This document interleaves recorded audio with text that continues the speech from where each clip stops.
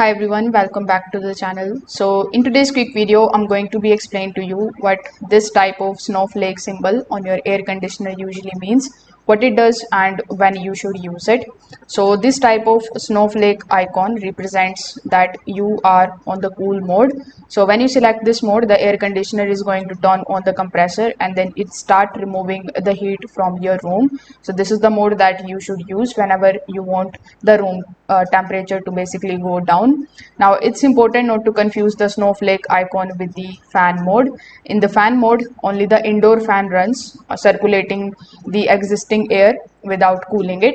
If your AC is blowing the room temperature air, you can check that the display shows the snowflake icon and not the fan symbol.